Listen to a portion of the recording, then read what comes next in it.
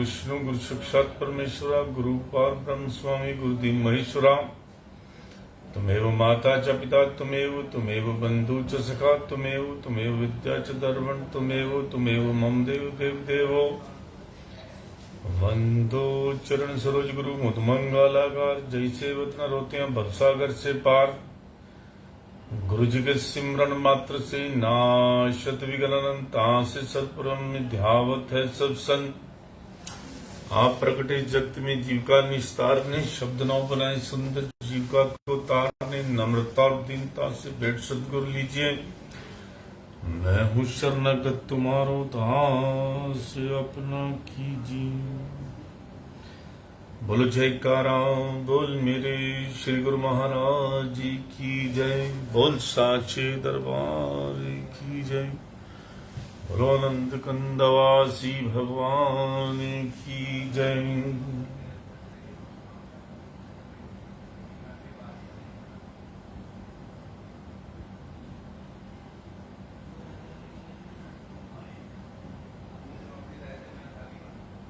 आज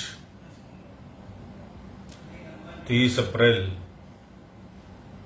2022 अमृतवाणी सेवा ट्रस्ट एवं हरिहर सत्संग मंडल की तरफ से दैनिक सत्संग का कार्यक्रम आरंभ करते हैं। बड़ा ध्यान पूर्वक सुनिएगा, महापुरुषों के वचन हैं।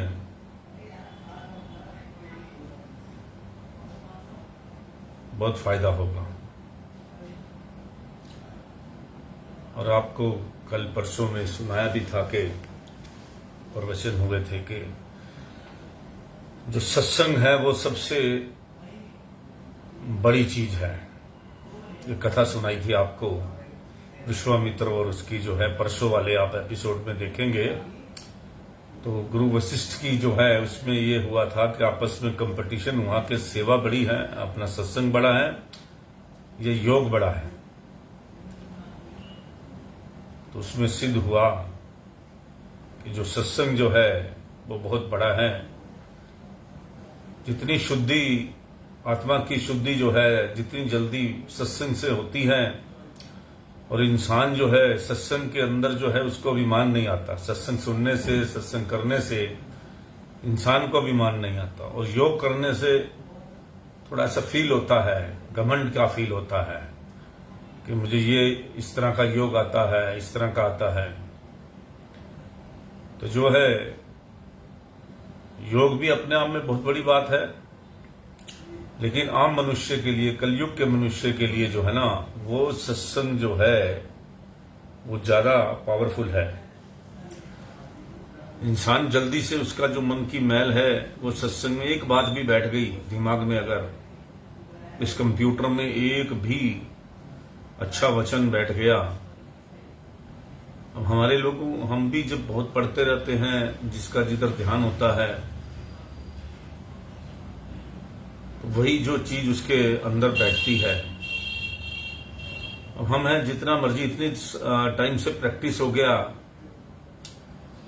कि बुरी बातें नहीं सुननी, बुरे वचन नहीं कहने, बुरा बात, वही जो है बंदर वाली बात है महात्मा गांधी के कि बुरा मत सुनो, बुरा मत देखो, बुरा मत सुनो, अपना सोचो। अब चौथा है कि बुरा मत सोचो। तो सब सिस्टम बंद हो गया। सोचना भी बंद कर दिया, बोलना भी बंद कर दिया, देखना भी बंद कर दिया, सुनना भी बंद कर दिया। जब आप बुरा कुछ करोगे नहीं तो आपके विचार कहां से जाएंगे? जब हमने संगत ही नहीं लेनी बुरी, तो इसी तरह इंसान को जो है बुरी संगत जो है वो सबसे बुरी चीज है। संगत खराब हो गई तो आपका सिस्टम बिगड़ गया। इसलिए आपके बच्चे भी कई बिगड़ जाते हैं, क्योंकि आदमी कहां से सीखता है? बच्चा तो कोई सीख नहीं आता। अगर बच्चा गाली गलौज सीखता है तो वो भी संगत से सीखता है, घर में या तो आस पड़ोस में देखते हैं। तो इस बात का जो है आज के टाइम के अंदर बहुत रिजर्वेशन है, रुकावट है। माँ बाप बच्चों को इस मामले में तो सुधारते हैं कई, लेकिन फिर भी जो है बच्चे का जो दिमाग जो है इधर जो है इंसान का बुरे तरफ बहुत जल्दी लग जाता है। उसको बुरे बात जो है कहानी सुना दीजिए बच्चे को, उसमें उसको बहुत रस आएगा, फटाफट उसको पकड़ लेगा। आप 20 बच्चे बिठाओ और 20 बच्चे में आप कोई बुरी कहानी सुनाओ, आप सभी के चेहरों का आइडिया ले लीजिए। कईयों को तो गंदी कहानी आपको पसंद नहीं आएगी, आपकी कोई भी बुरी बात उनको सिखाएंगे और कई उसको बड़े चटकारे लेके सुनेंगे। तो ये क्या है? अंदर के संस्कार। कई बच्चों को बुरी बात बिल्कुल पसंद नहीं आती, ये मेरा अनुभव है। मैं बच्चों को बिठाकर कई बार कई चीजें पूछता हूं, डिस्कस करता हूं। तो इसलिए जो है हमारे अंदर जो संस्कार है, चुंबक है, एक नेगेटिव साइड होती है, एक पॉजिटिव साइड होती है चुंबक की। अब वो कौन सी साइड वाला हिसाब किताब पकड़ता है? 2 ध्रुव होते हैं, दक्षिणी ध्रुव, उत्तरी ध्रुव। अब उसके अंदर जो है चुंबक जो है, अंदर जो हमारे जो संस्कार हैं, अब नेगेटिविटीज वाले विचार वाले हैं, बुरे बातें सुनने वाली बातें उसको अच्छी लगती हैं, उसका रस आता है तो वो ही सुनेगा। और कोई अच्छी बात किसी को बता दोगे, और कई बच्चे हैं उनको अच्छी बातें बड़ी पसंद आती हैं, उनको अच्छी बातें बताओ फटाफट कैच कर लेते हैं। तो ये हमारे हैं चुंबकीय विचार, जो हमारे अंदर पुराने संस्कार हैं। आज हमारे साथ कोई बैठने लग जाए, मैं अपनी बात बताता हूं, वैसे वैसे बातें करने लग जाए, मुझे ऐसे लगता है कि मेरा टाइम वेस्ट हो रहा है। बहुत समय से हम लंबे समय से इस बात का अनुभव करते हैं कि फजूल की बातें बैठना करना जो है कभी नहीं करना चाहिए। अपनी सांस खराब होती हैं, अपने अंदर विचार गलत उत्पन्न होते हैं। अगर आप बोर हो रहे हैं किसी कारण से तो कोई एक्टिविटी शुरू कर दीजिए। अच्छी किताबें पढ़िए, खरीद के लाइए अपने टेस्ट की किताबें, तो उसमें है। बच्चों के साथ खेलिए, बड़ों के साथ मत खेलिए, क्योंकि बच्चे जो होते हैं उनका जो है दिमाग जो है वो बड़ा साफ सुथरा होता है। जो बात कहते हैं सीधी बात कह देते हैं। हमेशा जिस आदमी ने अपनी उम्र को छोटा रखना हो, मतलब कि अपने आप को एज से छोटा दिखना हो, तो वो कभी भी जो है बच्चों के साथ ज्यादा रहे। उनका जो है बड़ा प्रेशर नहीं पड़ेगा। बड़ों में बैठोगे, इधर उधर बैठोगे तो आपको वैसी ही बातें करनी पड़ेगी, उसी स्टाइल की बात करनी पड़ेगी। तो मैच्योर्ड जो होइए, आप अपने काम में होइए, अपने बस एक बात को धुन में रखिए कि मुझे सीधा चलना है, सही काम करना है। उसके बाद अपनी जो बुद्धि है वो बालक बुद्धि रखिए, बाकी कामों में सफा कहना, साफ सीधा रहना। आज मैं एक संपादकीय लिख रहा था अपने अखबार का, लेकिन लिख नहीं पाया समय के अभाव के कारण, थोड़ा छुट्टी के मूड में थे। बात यह है, मैंने आज सुबह एक बात मेरे दिमाग में गई। कई लोगों के बहुत दोस्त होते हैं और कई लोगों के दोस्त बहुत कम होते हैं। और मैंने इसके ऊपर मेरे डिफरेंस लिया। मैं अपने दोस्त बताता हूं आपको। वैसे तो मेरा पूरा देश दोस्त है, कई लाख आदमी जानते होंगे मुझे, मगर मेरा पर्सनल दोस्त नहीं है कोई। उसका कारण क्या है? कारण है कि मेरी सोसाइटी नहीं है ऐसी वाली जिसके अंदर मैं बैठकर गप्पे मारूं। शाम को लोग जो हैं वो बैठ जाते हैं, तो मुझे फजूल की बातें पसंद नहीं आती। और एक, मैं किसी गलत बात को सपोर्ट नहीं करता। मैंने ये देखा कि जो आदमी किसी गलत बात को सपोर्ट नहीं करता उसके दोस्त बहुत कम होते हैं। फैमिली के अंदर भी मैं गलत बात को सपोर्ट नहीं करता। जो सच है सो सच है। सच बोलने वालों के साथ ये बड़ी दिक्कत है कि उसकी दोस्ती जल्दी टूट जाती है। एक हमारे दोस्त, हमारे भी कई दोस्त बने। वो दोस्त इसलिए बने, वो झूठा नकली दिखाते थे कि हम सच्चे आदमी हैं और हमें कहते थे हम सही काम करते हैं, लेकिन वो फायदा उठाने के लिए काम गलत करते थे। बाद में पता लगा हमें कि ये तो गलत है। इसी तरह जो है हर आदमी एक दूसरे का मिसयूज करता है। और दोस्तों, आज के टाइम में सच्चे आदमी और सही काम करने वाले का दोस्त सिर्फ भगवान होता है। बाकी तो वो तो सभी को मसाला चाहिए। और जो आदमी भगवान की तरफ होगा या अच्छे काम करेगा, उसके पास मसाला तो कोई है नहीं, वो तो भगवान की बात कर सकता है। अब हमारे पास कोई आदमी आएगा तो हम तो उसको कोई कथा सुना देंगे, कोई कहानी सुना देंगे, लेकिन हम या तो अपने बिजनेस की बात कर सकते हैं या भगवान की बात कर सकते हैं। इसके बाद टाइम पास वाला काम हमारे पास नहीं है। तो इसलिए मैंने एक चीज का जो हमने एक्सपीरियंस लिया कि जो आदमी सच्चा, और किसी के अगर हम मतलब की बात करें तो हमारे बड़े दोस्त बन जाएंगे। अभी हम शाम को महफिल जमा लें, बोतल ले आए, गिलास ले आए, सब आ जाए, सबको पता लग जाए कि यहाँ पे सब होता है। कई लोग आपके पास मिलने के लिए आ जाएंगे, बहुत सारे, इतना मर्जी आप अपना मेला बढ़ा लीजिए। तो मैं सिर्फ ये कहना चाहता हूं कि ये झूठा मेला नहीं बढ़ाना किसी ने भी। मेल मिलाप रखो, सच्चा मगर मेल मिलाप रखो, अच्छे आदमी से मेल मिलाप रखो, अच्छी सोच रखो, और एक दिमाग पर प्रेशर नहीं रखोगे। जब आप अच्छे काम करोगे, बिना जो है कोई भी ऐसा काम नहीं करोगे कि जो समाज के लिए गलत हो और देश के लिए गलत हो, परिवार के लिए गलत हो या किसी के लिए गलत हो, तो अगर वो उसका नुकसान नहीं वाला बात होगी तो वैसे विचार रखोगे तो आपको आनंद बहुत आएगा। और सच्ची बात आज के टाइम में सुनने वाले बड़े कम लोग होते हैं। इसलिए अब हम शुरू करते हैं अमृत वचन आज के।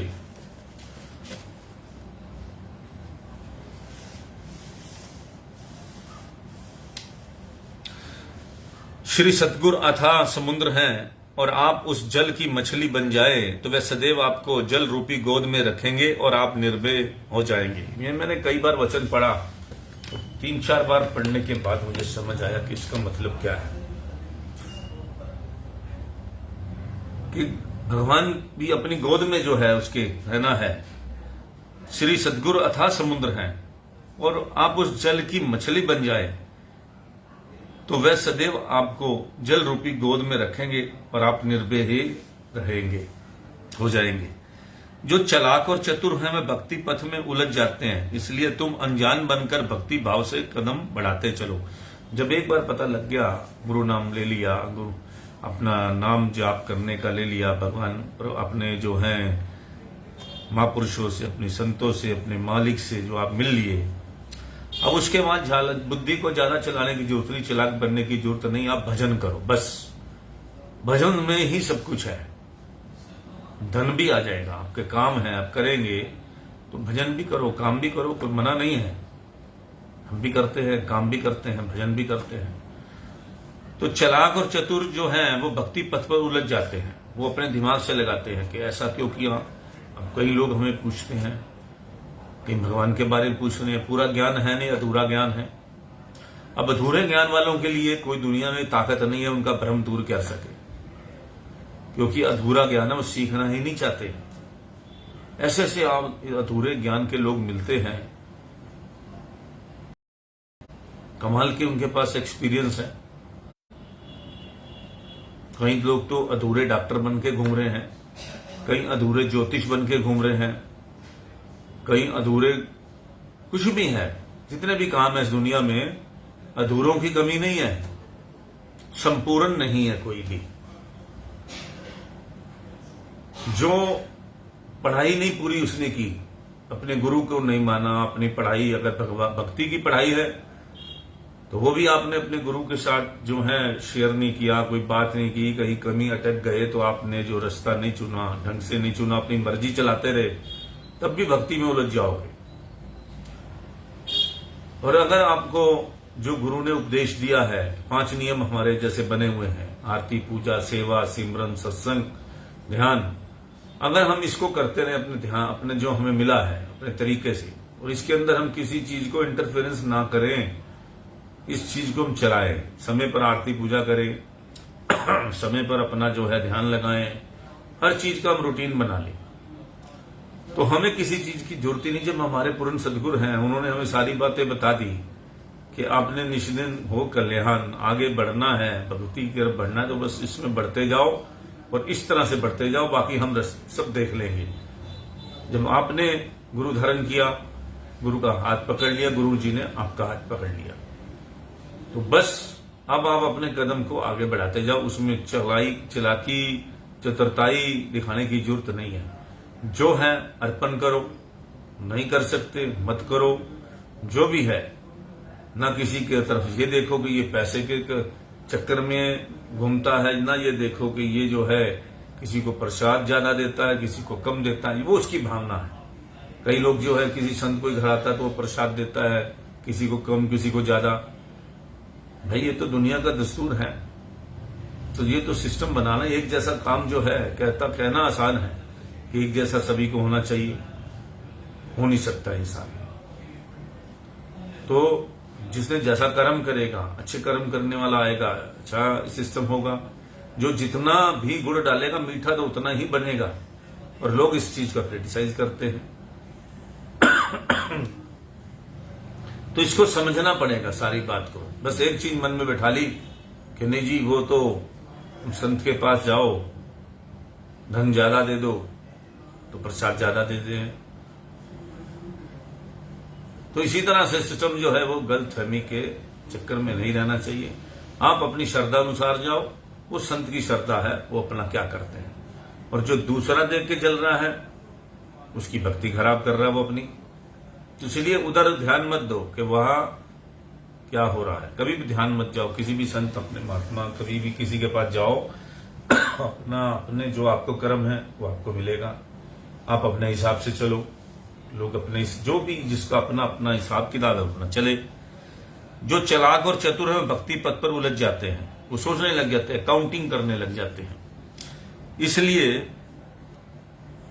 तुम अनजान बनकर भक्ति भाव में कदम बढ़ाते चलो। श्रद्धावान के ऊपर सदैव दया की दृष्टि होती है, इसलिए वे सदैव मौज में प्रसन्न रहते हैं। जो श्रद्धावान होते हैं उसके ऊपर सदैव भगवान की दृष्टि रहती है, क्योंकि उनके मन में ऐसे विचार आते ही नहीं है कि भाई क्या है क्या नहीं है। जो भ्रम करते हैं वे सतगुरु की महिमा को नहीं जानते। मनमुख तो हर समय भयभीत रहते हैं, और गुरुमुख के रक्षक सतगुरु होते हैं।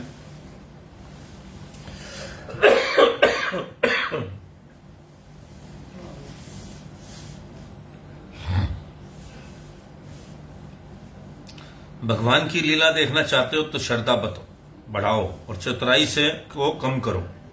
अपनी चतुराई को कम करो और आराम से बैठ के भगवान की लीला देखो, वो हर काम कैसे अपना पूरा करते हैं। अमन,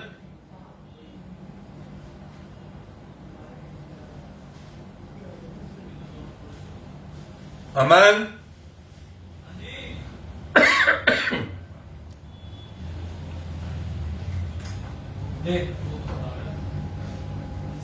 जरा पानी दो।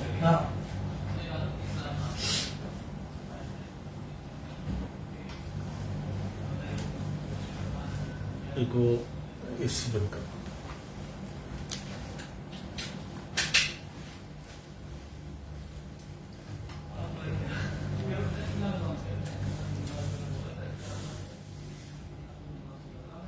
जो भ्रम करते हैं वे सतगुरु की महिमा को नहीं जानते। मनमुख तो हर समय भयभीत रहते हैं, और गुरुमुख के रक्षक सतगुरु हैं। भगवान की लीला देखना चाहते हो तो श्रद्धा बढ़ाओ और चतुराई को कम करो। सतगुरु युग युग में भक्तों के बिगड़े कार्य संवारते आए हैं। आप भी उन पर विश्वास करिए, वे हर कार्य में आपकी सहायता करेंगे। मालिक की महिमा गाओ, खुशियां मनाओ, उसका दामन ना छोड़ो, और अपना सारा उत्तरदायित्व उन्हीं ही सौंप दो।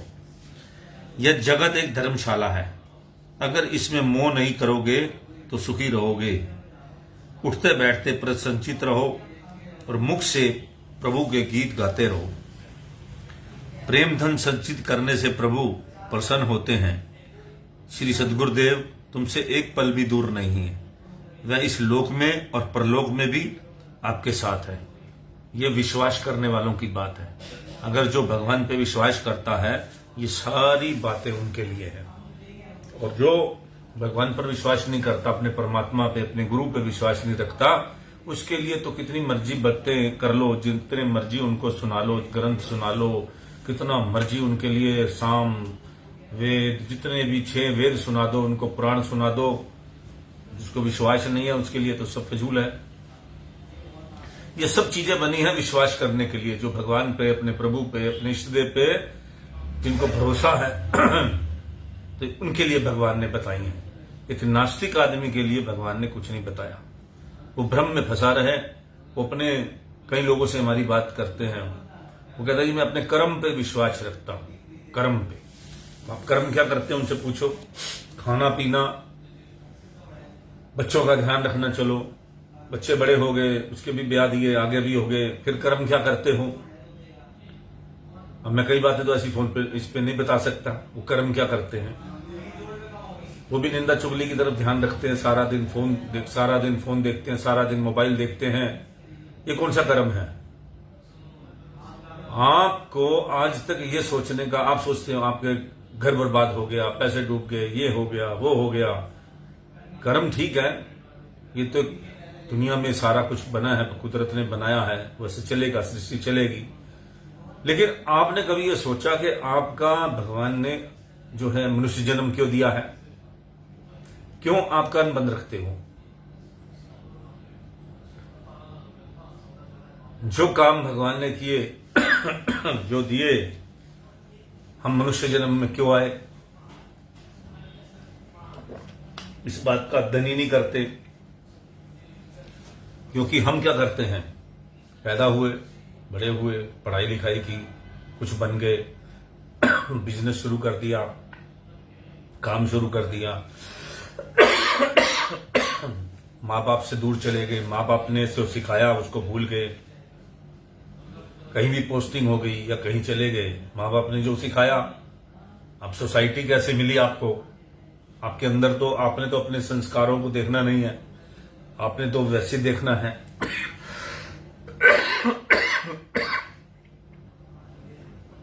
तो उसी हिसाब से आपका जो है जो सोसाइटी मिलेगी, आप भी वैसा चलना शुरू कर देंगे। तो इस तरह करके जो है आदमी को कभी भी इसमें टाइम नहीं मिलता। फिर रिटायर हो गए समझो,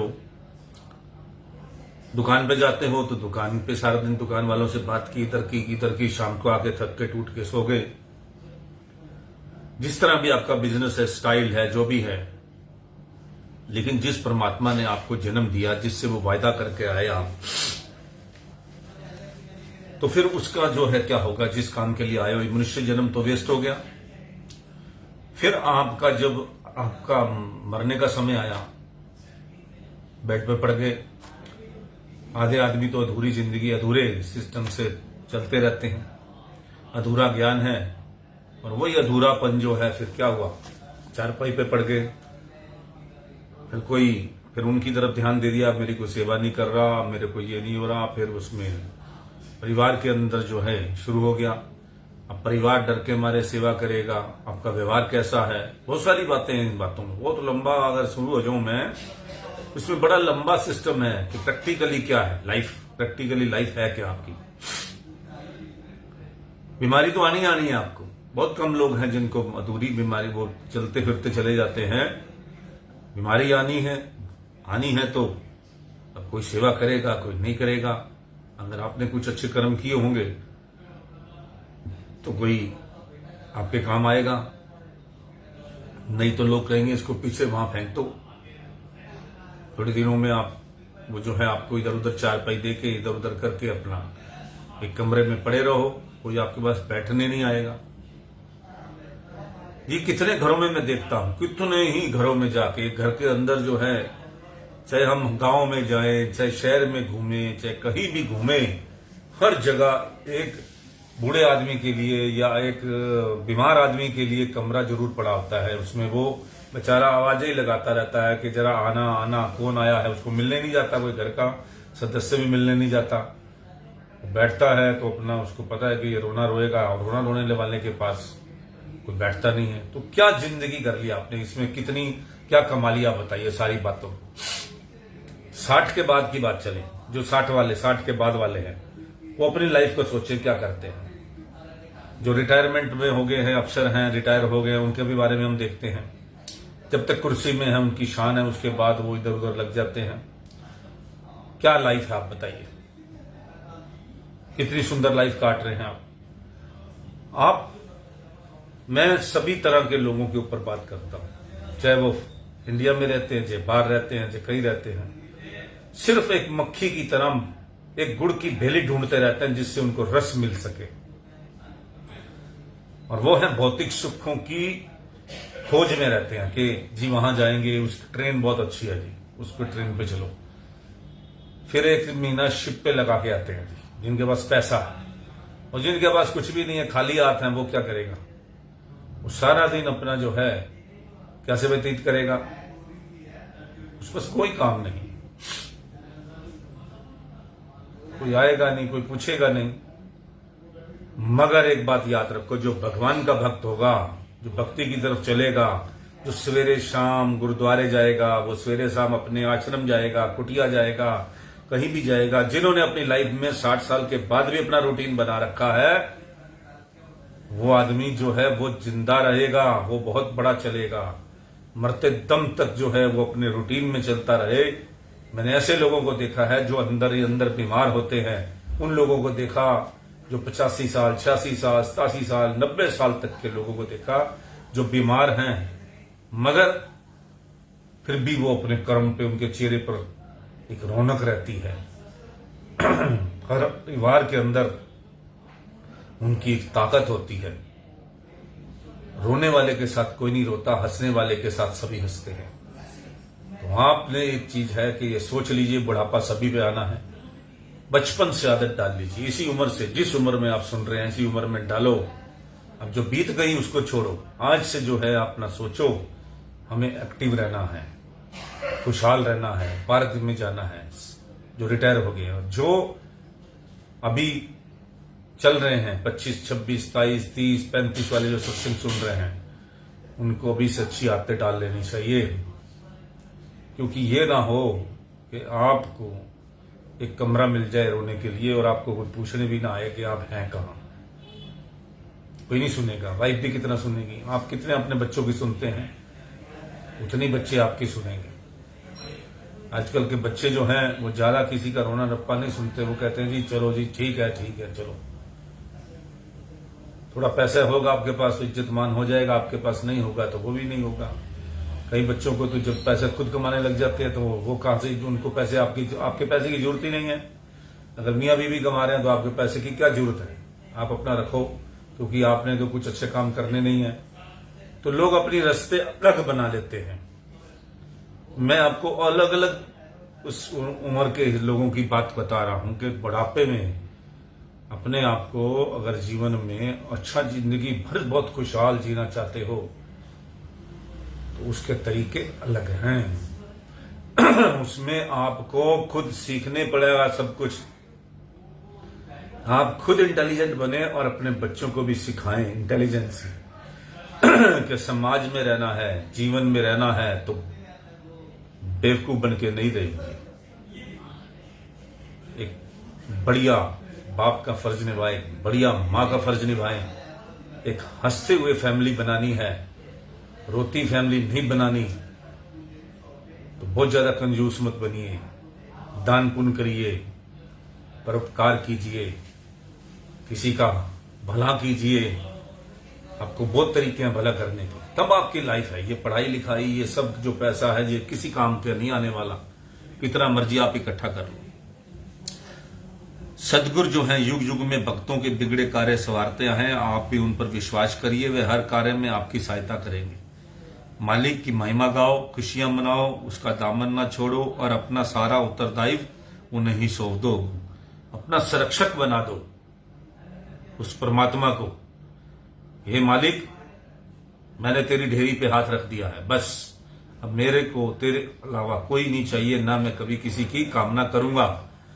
सारे काम मेरे को परलोक ले जाने तक का काम आपके सुपुर्द है। और मालिक ना करे तो ऐसा हो नहीं सकता, क्योंकि आप उनके कहने पर चलो, वो आपके कहने पर चलेंगे। भगवान जो है वो आप उनके कहने पर चलो ना, तो आपको फॉलो करेंगे, भगवान आपको फॉलो करेगा। यह जगत एक धर्मशाला है। अगर इसमें मोह नहीं करोगे तो सुखी रहोगे। उठते बैठते प्रसन्नचित रहो और मुख से प्रभु के गीत गाते रहो। प्रेम धन संचित करने से प्रभु प्रसन्न होते हैं।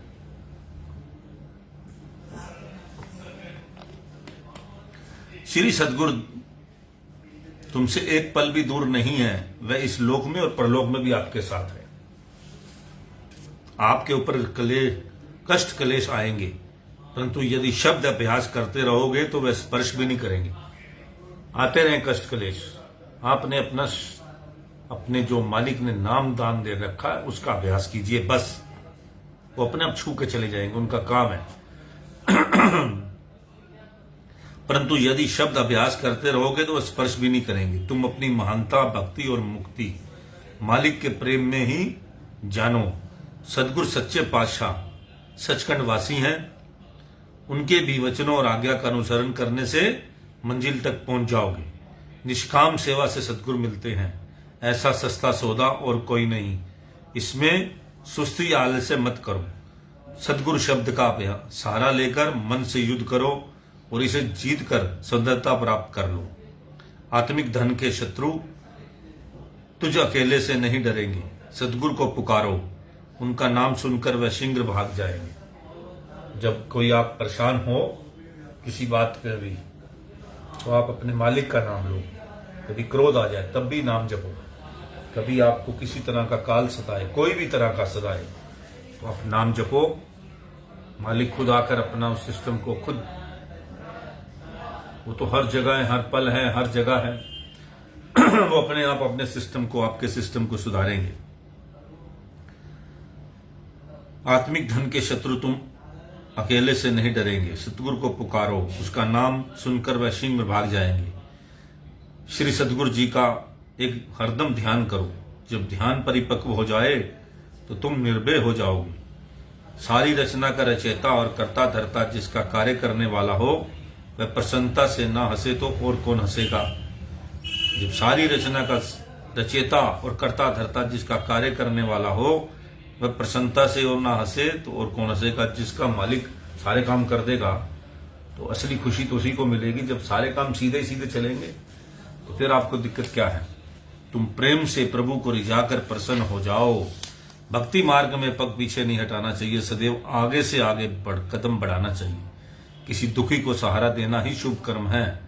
मन, वचन और कर्म से दूसरों को रूहानी सहायता देने वाला धर्मात्मा है। तुम अपने हृदय का आकलन करो और बुराई सोचना छोड़कर सबकी भलाई सोचो।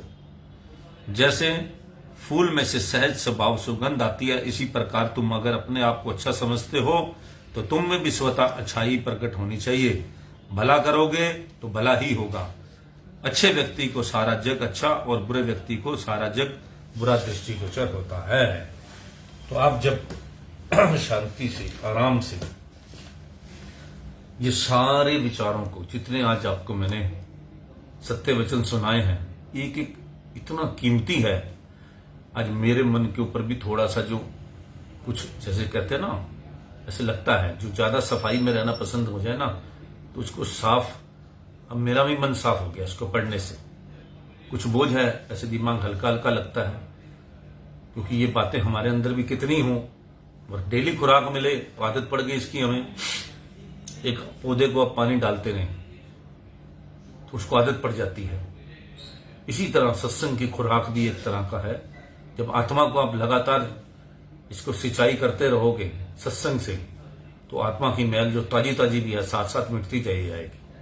और एक तो पुरानी मैल होती है जिसको साफ करते रहो, धीरे धीरे धीरे धीरे रोज सफाई करो। वो पुरानी मैल है, वो धीरे धीरे जाएगी और वो उतनी चमक भी नहीं आएगी।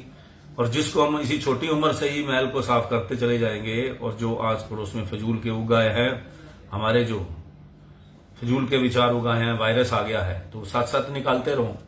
तो वायरस को निकालता है सत्संग। तो इसके लिए जो है सत्संग को जो है अपना इसको निकालते रहो।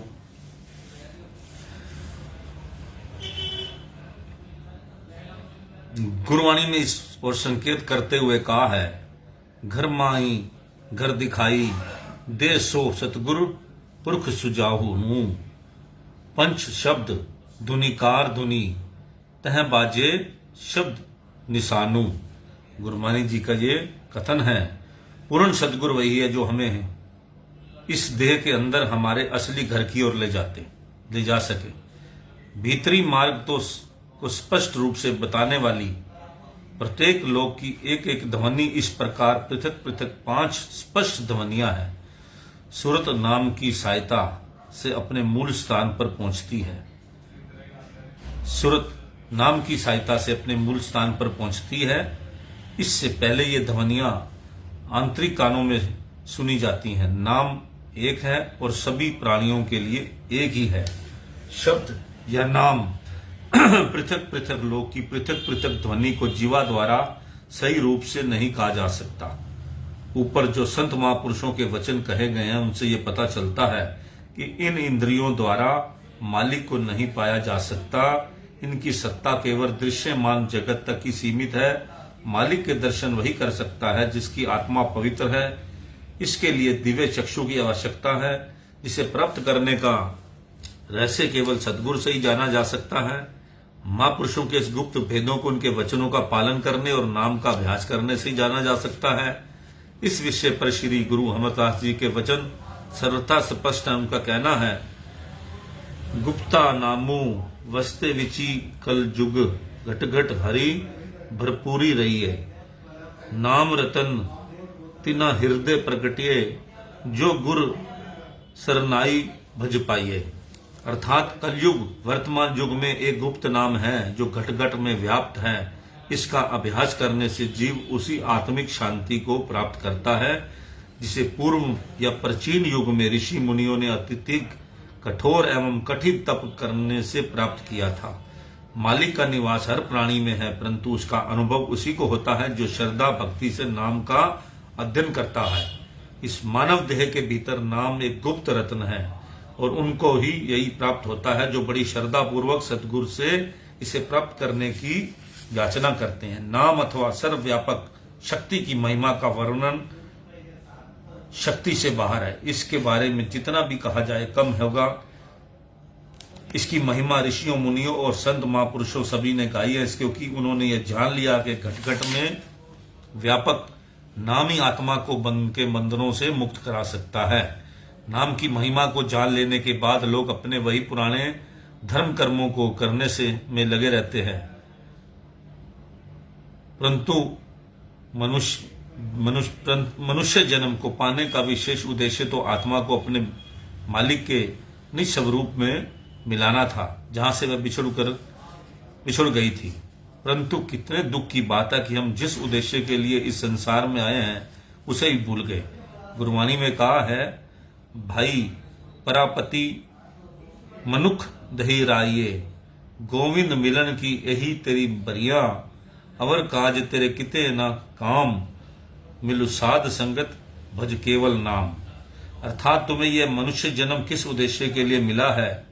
अपने अंदर विराजमान अपने मालिक से मिलने के लिए मिला है, परंतु कैसे? इस लक्ष्य को पाने में इस संसार का कोई भी पदार्थ या कार्य तुम्हारी सहायता नहीं कर सकता। इसलिए सिर्फ किसी महापुरुष की शरण में जाओ और उनसे नाम अभ्यास की युक्ति सीखकर ध्यान में लवलीन हो जाओ। नाम हमारे अंदर किस प्रकार समाया हुआ है, इसकी ओर अधिक व्याख्यान करते हुए संत महापुरुष फरमाते हैं कि माला के मणकों की भांति यह नाम हमारे श्वासों के साथ निरंतर चल रहा है।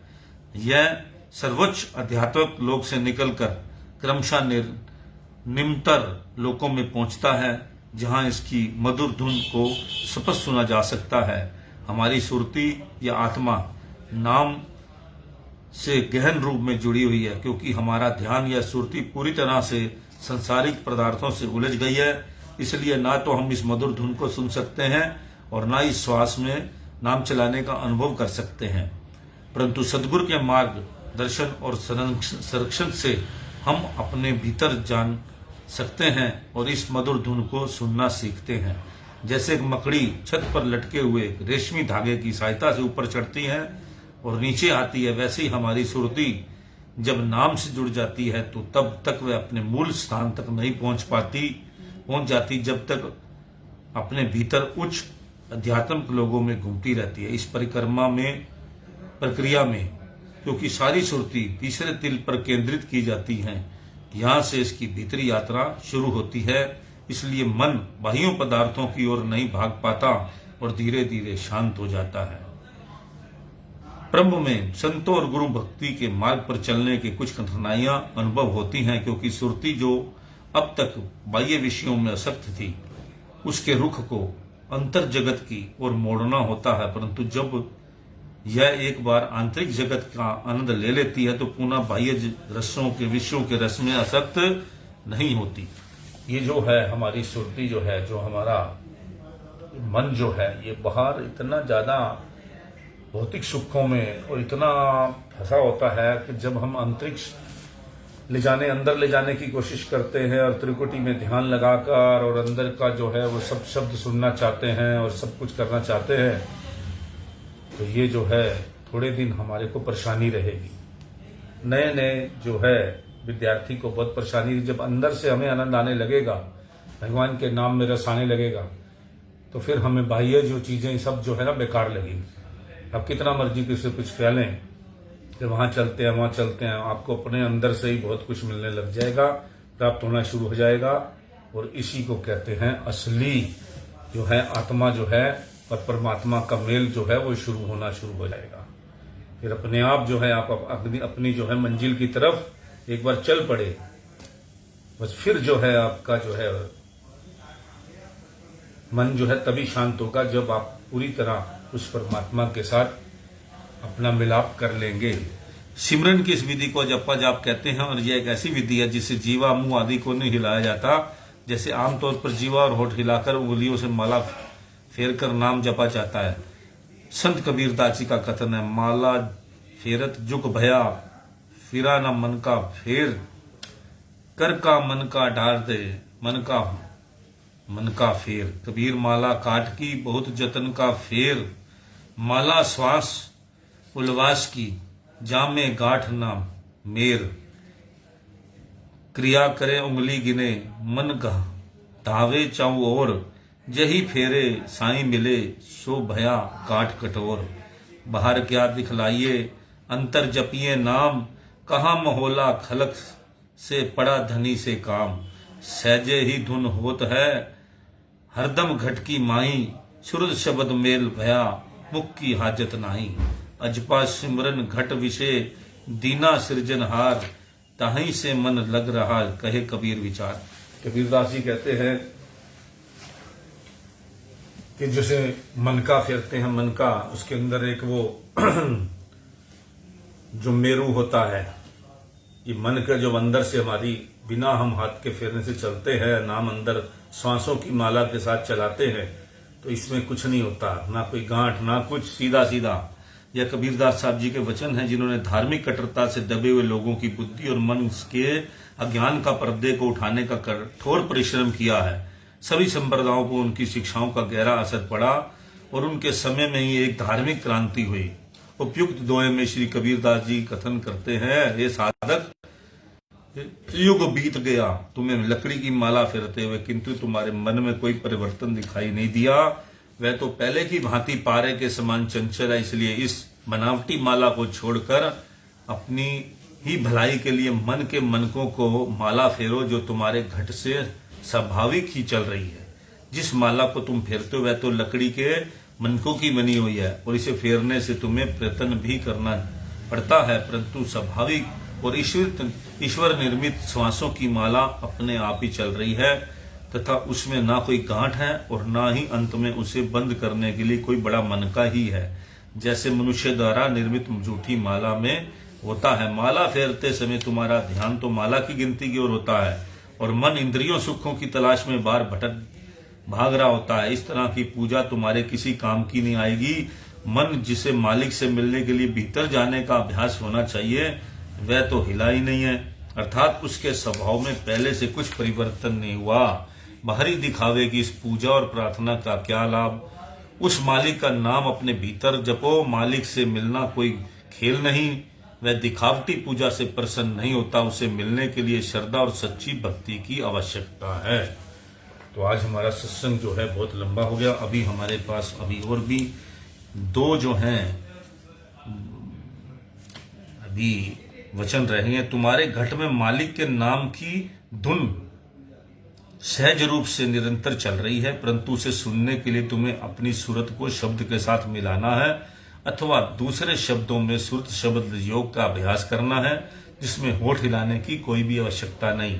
अचबा जाप जो हमारे घट के अंदर निरंतर चल रहा है उसे मालिक ने अति कृपा करके हमें बता दिया है। संत श्री कबीरदास जी कहते हैं कि अब मेरा मन अजपा जाप को पूरी तरह लवलीन हो गया है। तो इस तरह करके ये जो कबीरदास जी का दोहा था उसका आपको पूरा मतलब समझाया है कि हमारे अंदर अपने आप नाम जपता है, उसको कोई जपने की जरूरत नहीं, अपने आप बस उसकी श्वासों की माला के साथ एक बार आप अभ्यास कीजिए और श्वास के साथ ऊपर नीचे जो है, जो अपना नाम है जिसने ले रखा है उसको मालूम है, महापुरुषों ने सब बता रखा है कि किस तरह नाम की माला फेरनी है। और जिनको नहीं पता वो अपने महापुरुषों को जो अपने किसी अपने गुरु के जो है चरणों में जाए और पूरा तरीका सीखे। किताबों से तो अंदर सब कुछ दे रखा है, इसीलिए किताबों से हमें इसलिए समझ आ जाती है क्योंकि हमने जो है सभी से अपने गुरुओं से सारी बातें समझ रखी हैं और उसका अभ्यास भी करते हैं। इसलिए जो है आपको भी जो है जब इस बात की समझ आ जाएगी, अभ्यास करना शुरू कर देंगे तो आपको इन बातों का मतलब भी समझ आने लग जाएगा। जय सच्चिदानंद, राम राम, सत श्री अकाल।